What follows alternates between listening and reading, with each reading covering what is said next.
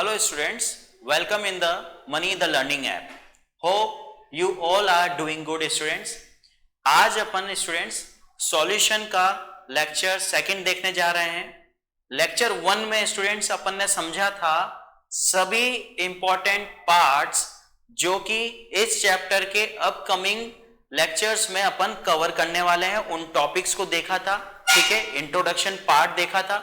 Introduction part में अपन ने जाना था स्टूडेंट्स कि सॉल्यूशन क्या होता है, कितने कंपोनेंट से मिलके बना होता है, वो कंपोनेंट्स क्या होते हैं, सॉल्यूट सॉल्वेंट होता है, कौन कम होता है कौन ज्यादा होता है, सॉल्यूट बहुत कम होता है, सॉल्वेंट बहुत ज्यादा होता है, सॉल्वेंट हमेशा फिक्स्ड होता है, सॉल्यूट फिक्स्ड नहीं होता है. तो ये बहुत डिफरेंट थिंग्स अपन ने उस लेक्चर 1 में जाना था students. Clear. Type of solution देखे थे, सॉल्यूट और सॉल्वेंट के इंडिविजुअली एग्जांपल देखा था, कंटेनर फॉर एग्जांपल से अपन ने समझा था कि सॉल्यूशन क्या होता है, सॉल्वेंट में सॉल्यूट में क्या मिक्स कर रहे हैं तो सॉल्यूशन मिल पा रहा है. डिफरेंट टाइप्स ऑफ सॉल्यूशन देखे थे on the basis of component, on the basis of amount of solute. फिर अपन ने यहां पर देखा था स्टूडेंट्स कि आपके पास ओवरऑल सॉल्यूशन में क्या क्या चीजें रिलेट करती हैं, कंसंट्रेशन टर्म सॉल्यूट पे क्यों डिपेंड रहता है और उसका रेशियो फॉर्मूला क्या रहता है, mass moles volume of solute upon mass volume of solution और सॉल्वेंट. ये अपन ने यहां पर प्रीवियस लेक्चर के दौरान सारी चीजें मैंने यहां पर आपको बता दी, ब्रीफ आउट कर दिया. अगर किसी का लेक्चर 1 छूट गया हो तो यहां से वो कैरी ऑन कर सकता है, क्योंकि उसमें बहुत ही बेसिक पार्ट्स अपन ने लिए थे. थ्रू आउट 15-20 मिनट्स में आप उस लेक्चर को आराम से समझ सकते हैं. क्लियर. आज के लेक्चर का जो मेन इंपॉर्टेंट पार्ट जो अपन डिस्कस करने वाले हैं, जो आज का लेक्चर अपन ले रहे हैं, वो प्योरली बेसिस होगा कंसंट्रेशन टर्म्स के ऊपर. कंसंट्रेशन टर्म्स क्या होती हैं, कितने प्रकार की होती हैं, कितने पार्ट में डिवाइड करी जाती हैं, ये अपन पूरा आज के लेक्चर के दौरान देखेंगे स्टूडेंट्स. क्लियर. तो आज का जो लेक्चर है वो चालू करते हैं और वो है सॉल्यूशन अपना चैप्टर. और आज का जो लेक्चर है वो प्योरली अपना डिपेंड रहेगा. उससे पहले अपन एक छोटा सा टॉपिक देखेंगे कि डिफरेंट टाइप्स ऑफ सॉल्यूशन क्या होते हैं.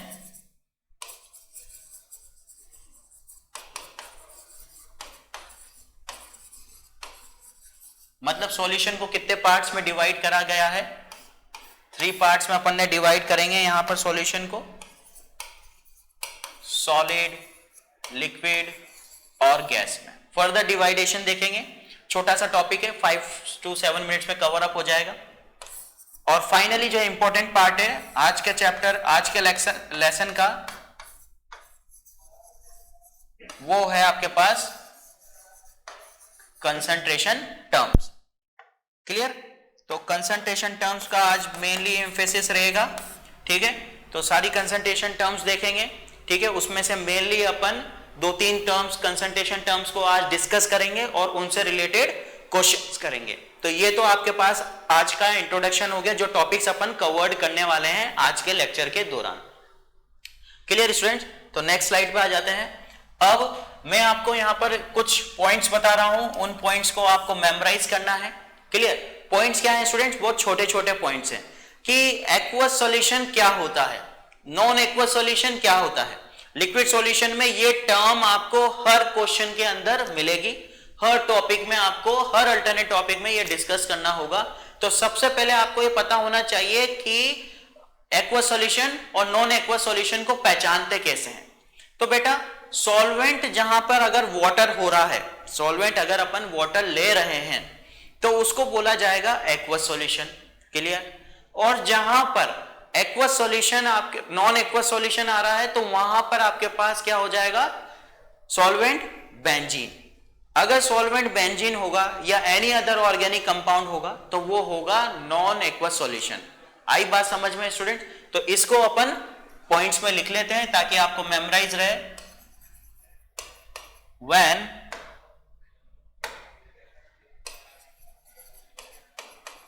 solvent is water, then the solution is known as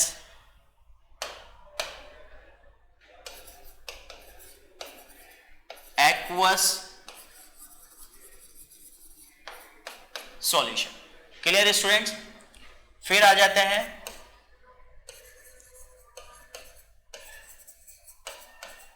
when solvent is benzene or other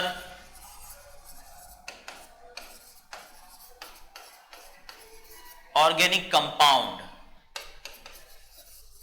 then it is known as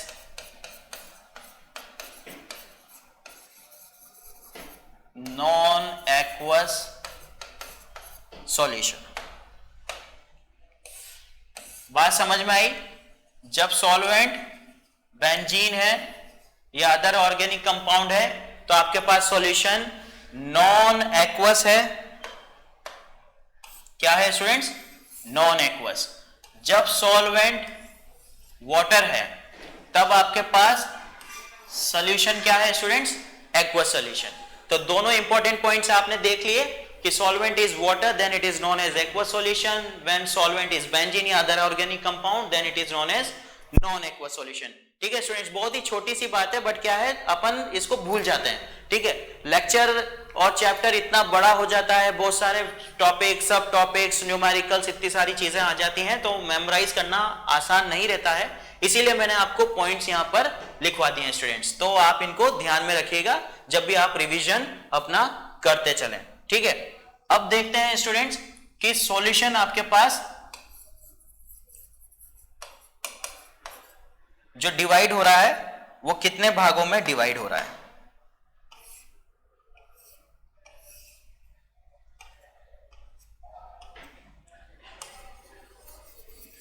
solid, liquid, gas. Clear?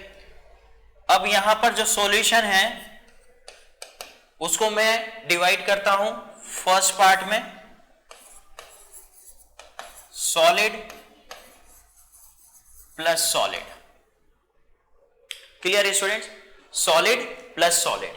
जब आपके पास सॉल्यूट भी सॉल्यूट है, solid है, और solvent भी क्या है? सॉलिड. मतलब सॉल्यूट और सॉल्वेंट दोनों ही बराबर है, सॉलिड और सॉलिड. तब आपके पास सॉल्यूशन क्या है? Solid plus solid. इसके लिए एग्जांपल आपके पास क्या हो जाएगा? एलॉयज. ठीक है, जो एलॉयज बनते हैं अपने पास वो सॉलिड प्लस सॉलिड होते हैं. तो ये तो टाइप ऑफ सॉल्यूशन हो गया पहला पार्ट. दूसरा लिक्विड प्लस लिक्विड. क्लियर? अब यहां पर एक सॉल्यूट और दूसरा सॉल्वेंट दोनों ही लिक्विड लिक्विड है. जैसे पहले सॉलिड सॉलिड था, अब आपके पास सॉल्यूट और सॉल्वेंट कंपोनेंट क्या है? Liquid liquid. ऊपर वाले में कंपोनेंट पहला सॉल्यूट था सॉलिड, फिर सॉल्वेंट भी सॉलिड था. एग्जांपल आपके पास एलॉय था. क्लियर? यहां पर आपके पास liquid plus liquid. Example water plus alcohol. Clear भाई? तो ये आपको पता पड़ गया. अब आ जाता है तीसरा पार्ट. क्या आ जाएगा बच्चों? Gas plus gas. यहां पर भी सॉल्यूट और सॉल्वेंट दोनों सेम है, जो कि क्या है? गैस भी सॉल्यूट, सॉल्वेंट भी गैस है. तो यहां पर आपके पास एग्जाम्पल क्या हो जाएगा? एयर. ठीक है, तो ये आपके पास गैस प्लस गैस हो गया. फोर्थ आ जाता है लिक्विड प्लस गैस. क्या आ जाता है? Liquid plus gas. तो यहां पर क्या आ जाएगा? लिक्विड और गैस मिलके क्या बना रही है आपके पास? जब आपके पास सॉल्यूट लिक्विड है, सॉल्वेंट आपके पास गैस है, तो यहां पर आपके पास एग्जांपल हो जाएगा कोल्ड ड्रिंक्स. ठीक है स्टूडेंट्स, ये बात समझ में आई? अब यहां पर फिफ्थ ले लेता हूं, liquid plus solid. Clear, liquid plus solid. तो यहां पर आपके पास एग्जांपल हो जाएगा NaCl प्लस वाटर, वाटर तो लिक्विड, सॉलिड आपके पास NaCl सोडियम क्लोराइड, क्लियर। तो सॉलिड प्लस सॉल्वेंट आपके पास लिक्विड प्लस सॉलिड हो गया। तो पांचों तरह के डिफरेंट डिफरेंट अपन ने यहां पर स्टूडेंट्स सॉल्यूशन देख लिए। पहला देख लिया अपन ने सॉलिड प्लस सॉलिड का, फिर देखा अपन ने लिक्विड प्लस लिक्विड का, मतलब सोल्यूट और सॉल्वेंट दोनों बराबर, लिक्विड और लिक्विड, सॉलिड और सॉलिड, गैस और गैस, क्लियर। तीनों चीजें समझ में आई, तीनों के एग्जांपल देखे। एलॉयज जो बनते हैं आपके पास डिफरेंट डिफरेंट कंपोनेंट्स की मदद से, वो सॉलिड प्लस सॉलिड यहां पर आपके पास सॉल्यूशन होगा तब एलॉयज बन जाएंगे। लिक्विड प्लस लिक्विड के लिए आपके पास वाटर प्लस अल्कोहल का एग्जांपल, वाटर भी लिक्विड है, अल्कोहल भी आपके पास इथेनॉल क्या है, लिक्विड है। गैस प्लस गैस का एयर आपके पास एग्जांपल बेस्ट सॉल्यूशन का। फिर लिक्विड प्लस गैस अगर करते हैं तो आपके पास एग्जांपल कोल्ड ड्रिंक्स, ठीक है। कोल्ड ड्रिंक्स जो क्या होता है, उसके अंदर CO2 मिक्स होता है तो वो गैस होता है, और आपके पास लिक्विड आपके पास वहां पे होता ही है। तो लिक्विड प्लस सॉलिड के लिए देखते हैं NaCl प्लस वाटर। तो ये सिंपल सा एक छोटा सा सब टॉपिक ले लिया अपन ने, सॉल्यूशन इतने पार्ट्स में डिवाइड होते हैं। सॉल्युबिलिटी प्रिंसिपल जब समझेंगे अपन आगे जाके स्टूडेंट्स तो बहुत हेल्प होगा अपने पास after the concentration terms students, clear. तो सॉलिड, लिक्विड और गैस आपको ये चीज समझ में आई स्टूडेंट। अब इनकी डिपेंडेंसी किसके रहती है, किसके ऊपर रहती है, तो depends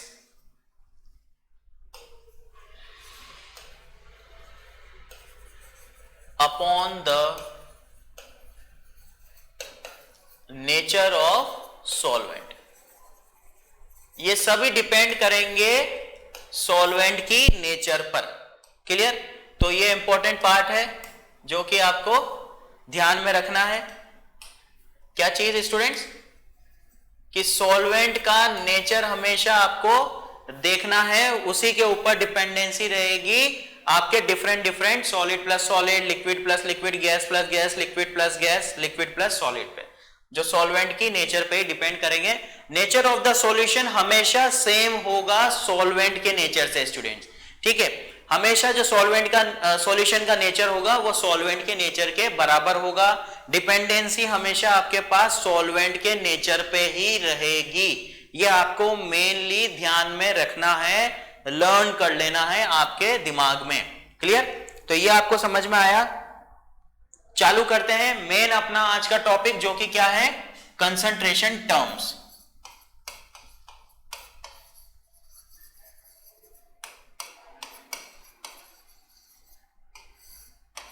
concentration terms, concentration terms के लिए सबसे पहले मैं क्या कर रहा हूं, आपको वॉल्यूम रिलेटेड और मास रिलेटेड में डिवाइड कर देता हूं कंसंट्रेशन टर्म्स, ताकि आपको क्या होगा, थोड़ा सा इजी रहेगा। और फिर अपन बाद में सारी टर्म्स को एक साथ लिख लेंगे और फिर उनके ऊपर उन टर्म्स को फॉर्मूले वाइज समझने की कोशिश करेंगे students.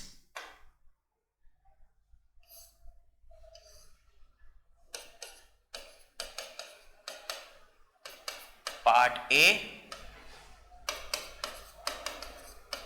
Part B.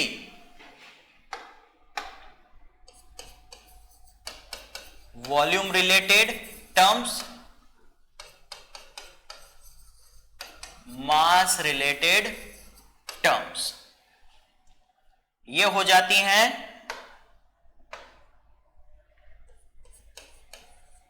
Temperature dependent, ये हो जाती हैं टेम्परेचर इंडिपेंडेंट।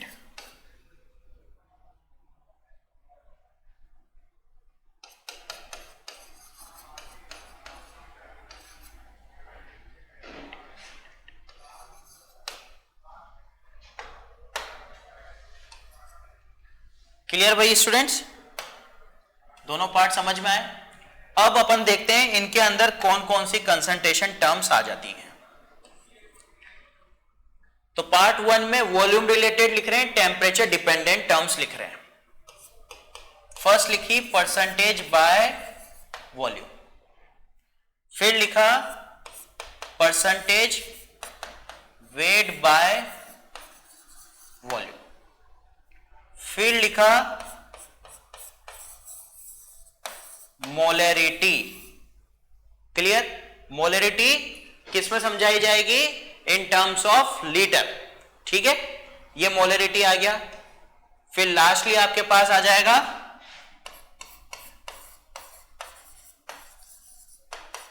नॉर्मलिटी। ठीक है, इसको समझाएंगे अपन, डिनोट करेंगे कैपिटल एन से, इसको समझाएंगे कैपिटल एम से। आई बात समझ में स्टूडेंट्स? तो ये चार आपके पास कंसंट्रेशन टर्म्स पार्ट ए के लिए। अब पार्ट बी में आ जाते हैं। परसेंटेज बाय मास। फिर आ जाएगा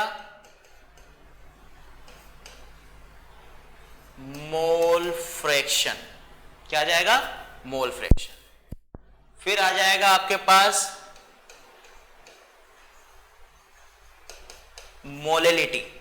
क्लियर? किससे डिनोट करते हैं मोलेलिटी को स्टूडेंट्स? स्मॉल एम से। और इसमें जो आपके पास सॉल्वेंट होगा वो क्या होगा? केजी में। Solvent in KG. Finally last आपके पास क्या होगा? Parts per million. क्या बोलते हैं इसको स्टूडेंट्स? पीपीएम। तो स्टूडेंट्स ये आपके पास हो गए चार आपके पास पार्ट ए में हो गए, चार आपके पास कंसंट्रेशन टर्म्स पार्ट बी में हो गए। पहला पार्ट आपके पास वॉल्यूम रिलेटेड हो गया। टेम्परेचर डिपेंडेंट कंसंट्रेशन टर्म्स आ जाती हैं इधर वॉल्यूम रिलेटेड टर्म्स में। कौन कौन सी है? Percentage by volume. Percentage by volume में आपको चेंजेस देखना होगा। Percentage weight by volume. ठीक है, कोई 100 gram of solute 100 ml of solution में डिसॉल्व है तो वेट बाय वॉल्यूम देखना है। मोलरिटी कैपिटल एम से समझाना है स्टूडेंट्स। नॉर्मलिटी कैपिटल एन से अपन डिनोट करेंगे।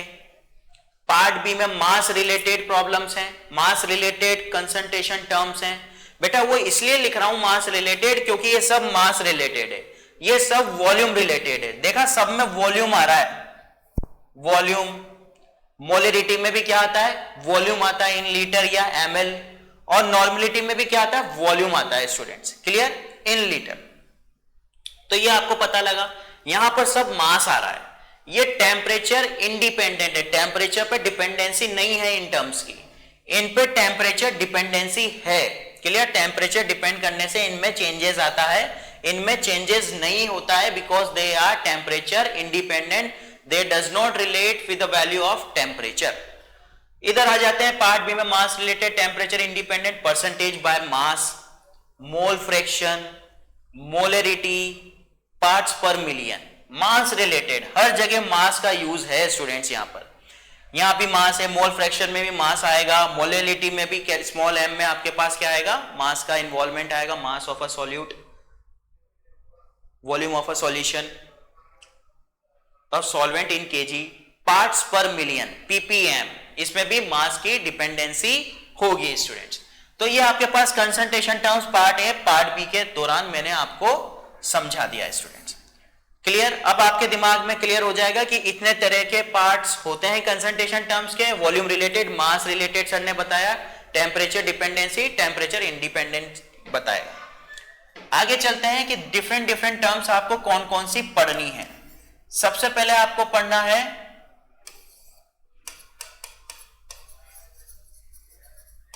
मोलरिटी कैपिटल एम, फिर पढ़ेंगे अपन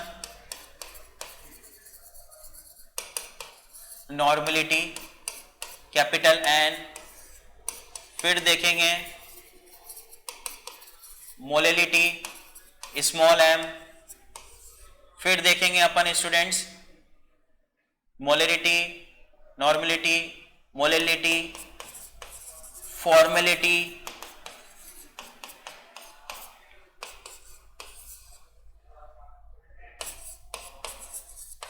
strength,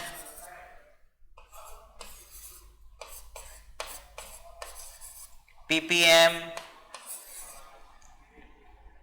strength, ppm, percentage, weight by volume, percentage, volume by volume, percentage, weight by weight। तो ये डिफरेंट थिंग्स स्टूडेंट्स आपके पास आ गई, molarity, normality, molality, formality, strength, PPM, percentage weight by weight, percentage volume by volume, percentage weight by weight. Clear? तो ये आपके पास कंसंट्रेशन टर्म्स अपन आगे डिस्कस करने वाले हैं इस चैप्टर के दौरान स्टूडेंट्स। क्लियर? तो इसमें सबसे पहले जो अपन डिस्कस करेंगे स्टूडेंट्स वो क्या है आपके पास, एक और आ जाएगा इसके अंदर स्टूडेंट्स, मोल फ्रैक्शन।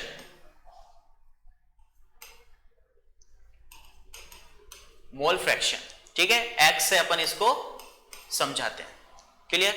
तो आज जो अपन डिस्कस करने जा रहे हैं स्टूडेंट, सबसे पहले मोलरिटी को डिस्कस करने जा रहे हैं। अब आपके पास पहला जो है वो है मोलरिटी। किससे डिनोट करते हैं? कैपिटल एम से। अब स्टूडेंट्स कैपिटल एम से मोलरिटी को डिफाइन कर रहे हैं, तो मोलरिटी होता क्या है? ये सबसे इंपॉर्टेंट पार्ट है कंसंट्रेशन टर्म्स का।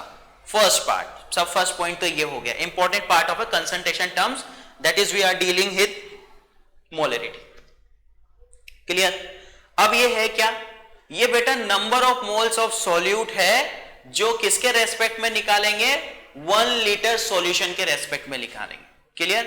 It is defined as the number of moles of solute present in 1 litre solution. ठीक है, तो इसका स्टेटमेंट लिख लीजिए आप।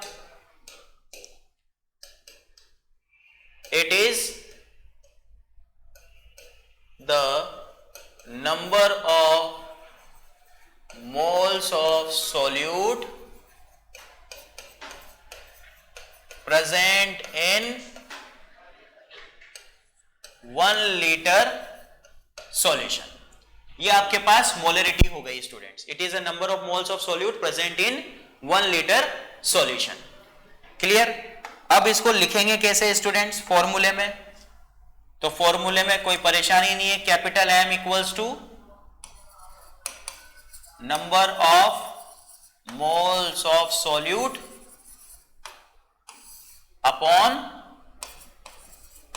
volume of solution in liter। Clear? और लिख सकते हैं n solute upon volume of solution in liter। Clear? तो n solute मतलब n मतलब मोल्स, solute के मोल्स डिवाइड बाय सॉल्यूशन का वॉल्यूम कितना? लीटर में, 1 लीटर में। तो ये आपके पास मोलरिटी का फॉर्मूला आया। क्लियर भाई? अब आपके पास यहां पर बताऊं मोल्स, एन, स्मॉल एन से अपन मोल्स को समझाते हैं। मोल कंसेप्ट में आपने पढ़ा होगा। क्या होता है वो students? Given mass upon molar मास। क्लियर? फिर और क्या देखा अपन ने? अपन ये भी जानते हैं कि given particle upon Avogadro number. किससे डिनोट करते हैं एवोगैड्रो नंबर को? Small N A. क्लियर? ये भी मोल्स होता है आपके पास। क्लियर? और मोल्स क्या है आपके पास?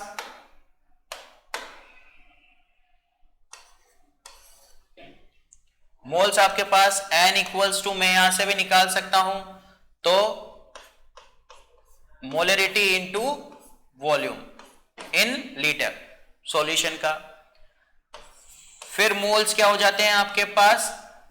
सोचिए, volume of solution in litre at STP upon 22.4। Clear? Volume of solution in litre at STP upon 22.4। तो ये आपके पास 4 तरह के मोल्स हो गए students. Given mass upon molar mass mainly अपन हर जगह यही यूज करते हैं, पर given particle upon Avogadro number, given particle upon Na भी मोल्स निकाल सकते हैं। Molarity into volume of solution in litre से भी मोल्स निकल सकता है, और volume of solution litre at STP standard temperature pressure पर आपके पास जो वॉल्यूम लीटर में प्रेजेंट है डिवाइड बाय 22.4 पे भी अपन मोल्स फाइंड आउट कर सकते हैं स्टूडेंट्स। क्लियर? तो यहां से आपके पास एक फॉर्मूला और निकल जाएगा मोलरिटी के रेस्पेक्ट में, वो क्या है? Weight of solute upon molar mass multiply by 1000 upon volume in ml। तो ये भी आपके पास एक फॉर्मूला हो गया स्टूडेंट्स। और weight of a solute upon molar mass, weight of a solute upon molar mass multiply by 1000 upon volume in ml। Litre में करा, लीटर से ml में कन्वर्ट करा, 1000 से डिवाइड हुआ तो 1000 क्या चल जाएगा? ऊपर का चल जाएगा मल्टीप्लीकेशन में। तो मोलरिटी ने आपको यहां पे समझा कि मोलरिटी क्या होती है। कुछ नहीं है भाई स्टूडेंट्स, ज्यादा परेशान होने की संभावना नहीं है। मैंने हर चीज आपको यहां पर बता दिया है बहुत ही इजी तरीके से कि मोल्स ऑफ सॉल्यूट को अगर 1 लीटर सॉल्यूशन में प्रेजेंट होंगे तो बोला जाएगा मोलरिटी। वही मैंने यहां पे लिखा है, and solute upon volume of solution in litre. यहां पर आपके पास 4 चीजें आ गई। 4 इसलिए आ गई स्टूडेंट्स कि आगे आपको क्वेश्चन सॉल्व करने में परेशानी ना हो। मैंने सभी चारों इंपॉर्टेंट पॉइंट्स मोल से रिलेटेड डिफरेंट फॉर्मूलाज आपको यहां पर दे दिए, in terms of Avogadro number, in terms of molar mass, in terms of molarity और in terms of 22.48 STP volume के साथ। और आपके पास मोलरिटी यहां पर आ गई weight by solute upon molar mass multiply by 1000 upon volume in M. ठीक है स्टूडेंट्स, तो अपन ने यहां पर नॉर्मलिटी देख लिया, सॉरी मोलरिटी देख लिया।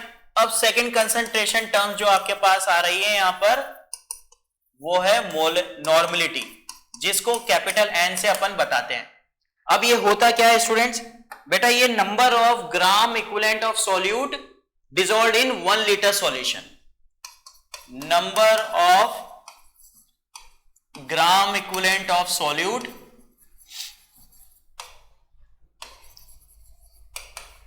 डिसॉल्व्ड इन 1 लीटर सॉल्यूशन, ये होता है students.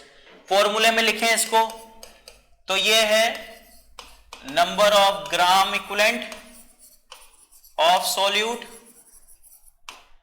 Upon volume of solution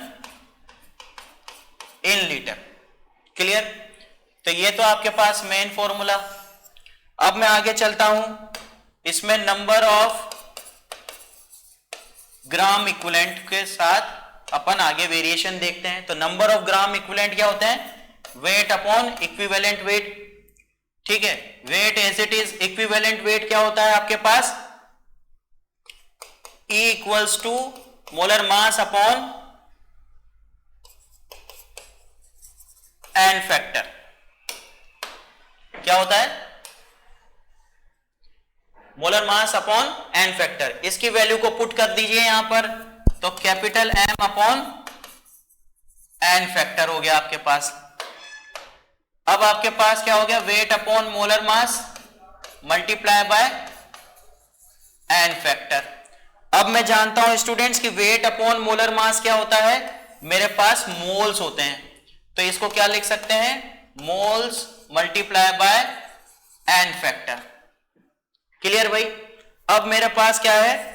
number of gram equivalent जो है वो मोलरिटी इनटू वॉल्यूम है। देख रहा हूं मैं यहां से number of gram equivalent N multiply by volume कर दिया मैंने।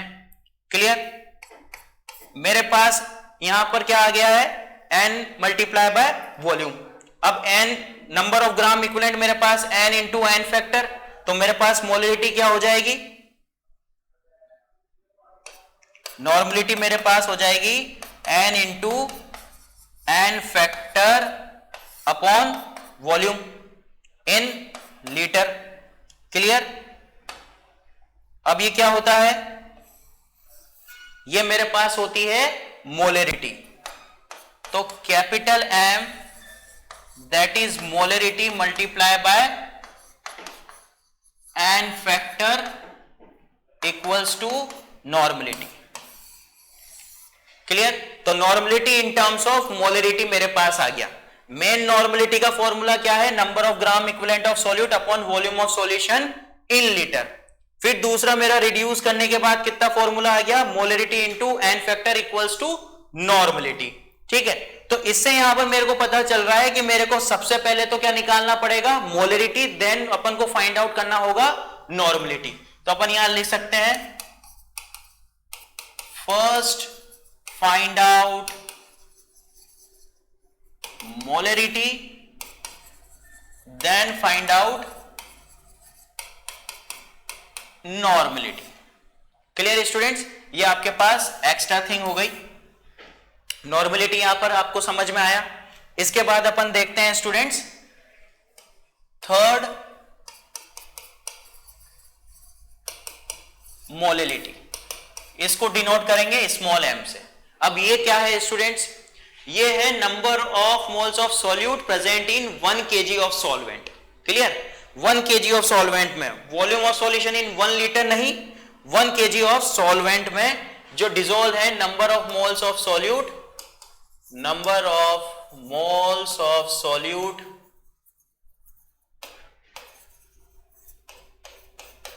dissolved in 1 kg of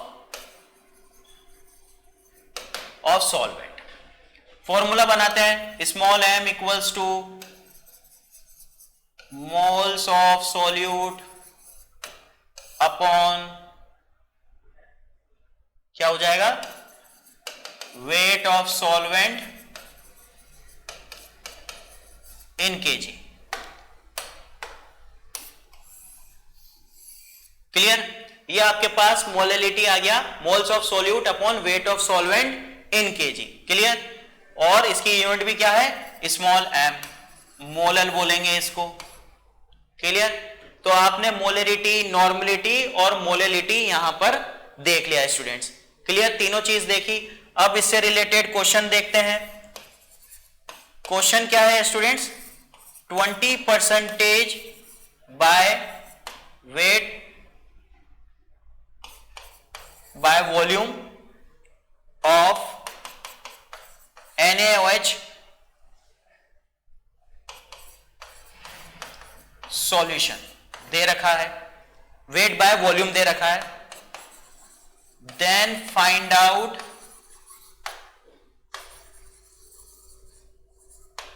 molarity. Capital M आपको फाइंड आउट करना है. अब कैपिटल एम फाइंड आउट करना है स्टूडेंट्स तब जब आपको 20% by weight by volume NaOH solution दे रखा है.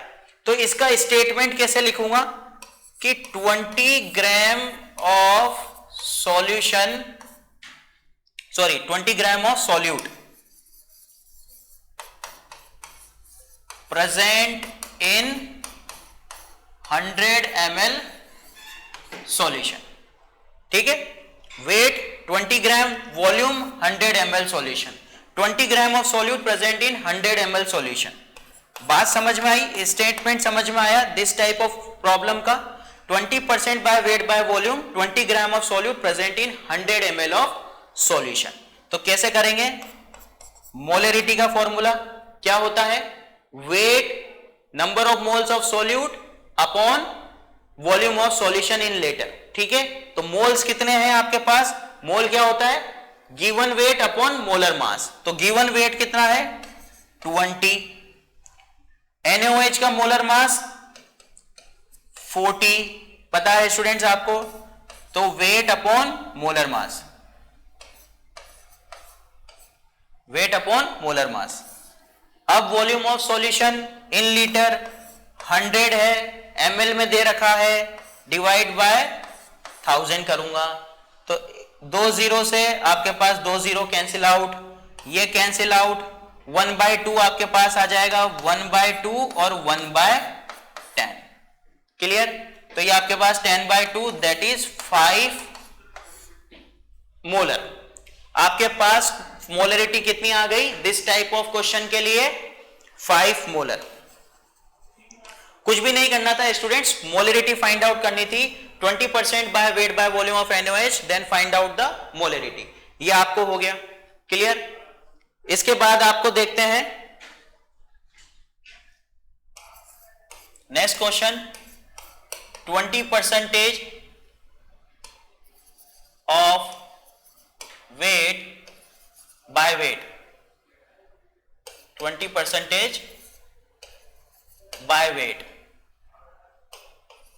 of NaOH solution, then find out molarity. अब आपको स्मॉल m फाइंड आउट करना है। छोटे छोटे सवाल है स्टूडेंट्स, इंप्लीमेंटेशन हो जाएंगे अपने फॉर्मूले से। अब 20% बाय वेट दे रखा है आपको स्टूडेंट्स, तो यहां पर क्या करना है आपको, 20 ग्राम ऑफ सॉल्यूट, समझना है स्टूडेंट्स, बहुत ही इंपॉर्टेंट लाइन होता है ये इस तरह के सवाल को समझने के लिए। इसका मतलब जब तक समझ नहीं आएगा सवाल नहीं कर सकते आप इजीली। तो 20 gram of solute present in 100 gram of solution, by weight दे रखा है तो 100 ग्राम ऑफ सॉल्यूशन, क्लियर। वहां दे रखा था वेट बाय वॉल्यूम, ठीक है, तो 20 gram of solute present in 100 ml of solution, volume की वजह से यहां पर बाय वेट दे रखा है इसलिए 100 ग्राम ऑफ सॉल्यूशन आ गया, क्लियर बात समझ में। तो 20 gram of solute present in 100 gram of solution. अब मोलरिटी देखते हैं। मोलरिटी क्या होता है, moles of solute upon weight of solvent in KG, clear. Solvent हो या सॉल्यूशन हो एक ही बात है। तो आपके पास यहां पर अगेन 20/40, मोल्स कैसे निकालेंगे, वेट अपॉन मोलर मास, तो NaOH अगेन वही होता है, 40 मोलर मास होता है, गिवन वेट 40 है तो 20/40, ये तो मोल्स ऑफ सॉल्यूट आपके पास आ गए। अब वेट ऑफ सॉल्वेंट कितना है आपके पास, 100 ग्राम, पर मेरे को क्या होता है केजी में लेना होता है। मोलरिटी का डेफिनेशन आपको याद होगा, तो 100/1000 अगेन, ठीक है, 2 0 cancel out, 1 0 cancel out, 1/2, 1/10, 5 small है, इसको बोलते हैं मोलल, क्लियर। तो यहां भी आपके पास 5 मोलर आंसर आया, जैसे मोलरिटी में 5 कैपिटल M मोलर आया था, क्लियर। तो दोनों सेम एग्जांपल अपन ने समझ लिए, क्लियर। तो आज के लेक्चर को समराइज करते हैं कंसंट्रेशन टर्म्स से। सॉल्यूशन से चालू करा था, छोटा सा अपन ने यहां पर लिक्विड देखा था, सॉल्वेंट पार्ट चालू करा था, यहां से different types of solution, solid, liquid, gas समझे और कंसंट्रेशन टर्म्स समझे अपन ने तीनों, मोलरिटी, नॉर्मलिटी, मोलरिटी। फिर आगे अपन सॉल्वेंट वाटर होता है तो वो एक्वस सॉल्यूशन होता है, सॉल्वेंट बेंजीन होता है तो नॉन एक्वस सॉल्यूशन होता है। Solid, liquid, gas, different solid, liquid, gas देख लिए, एग्जांपल्स देखे, डिपेंडेंसी देखी, हमेशा नेचर ऑफ अ सॉल्वेंट पे डिपेंड रहता है सॉल्यूशन। फिर आगे concentration term, part A, part B, volume related, mass related, temperature dependent, temperature independent, चारों terms, percentage by volume, percentage weight by volume, molarity, normality, percentage by mass, mole fraction, molarity, solvent, KG, parts per million. फिर देखे molarity, normality, molarity, फॉर्मुलिटी, strength, PPM, percentage weight by volume, percentage volume by volume, percentage weight by weight, mole fraction. ये अब upcoming lectures में आगे अपन समझेंगे। आज अपन ने तीनों चीज डिस्कस करी है, मोलरिटी, नॉर्मलिटी और मोलरिटी, क्लियर। फिर आए अपन मोलरिटी पे। मोलरिटी स्टार्टिंग करा, कैपिटल M क्या होता है, number of moles of solute present in 1 litre solution. Number of moles of solute, formula लिखा अपन ने, N solute upon volume solution. Moles के चारों फॉर्मूले देखे और मोलरिटी का दूसरा अपन ने फॉर्मूला देखा जो क्या होता है, weight of solute upon molar mass into 1000 upon volume in ml। फिर आगे अपन नॉर्मलिटी कैपिटल M पे, number of gram equivalent of solute dissolved in 1 liter solution, clear.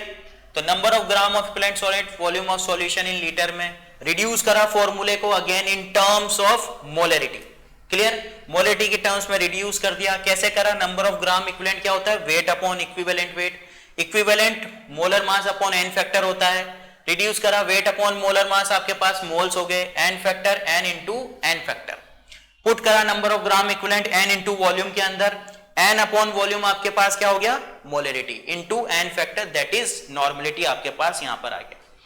Finally conclude करा मोलिलिटी स्मॉल m से। Third and last concentration terms आज के lecture की, जो कि क्या है, number of moles of solute again dissolved in 1 kg of solvent, not in volume of solution in 1 litre, 1 kg of solvent. तो लिख दिया moles of solute upon weight of solvent in kg। अब question लिया इसके ऊपर, सबसे पहले molarity के लिए first concentration 20% by weight by volume of NaOH solution, then find out the molarity. इस लाइन का मतलब अपन ने समझा, 20 gram of solute present in 100 ml of solution, m 20/40, 20 given weight 40 molar mass upon volume of solution 100 in ml, litre में convert करा, 1000 से divide करा, 5 मोलर आपके पास आंसर आया मोलरिटी के लिए। फिर उसी क्वेश्चन को इन टर्म्स ऑफ मोलरिटी करा, small m 20% by weight of NaOH solution, then find out the molarity, that is 20 gram of solute present in 100 gram of solution, small m equals to 20/40, 10 100/1000, आपके पास 5 molar, molar आपके पास कितना आया, 5 molar, तो small m को अपन molar बोलते हैं। तो ये स्टूडेंट्स आज के लेक्चर का पूरा समराइज, पूरा रिवीजन हो गया है स्टूडेंट्स। आगे की कंसंट्रेशन टर्म्स अपकमिंग लेक्चर्स में देखेंगे। Thank you.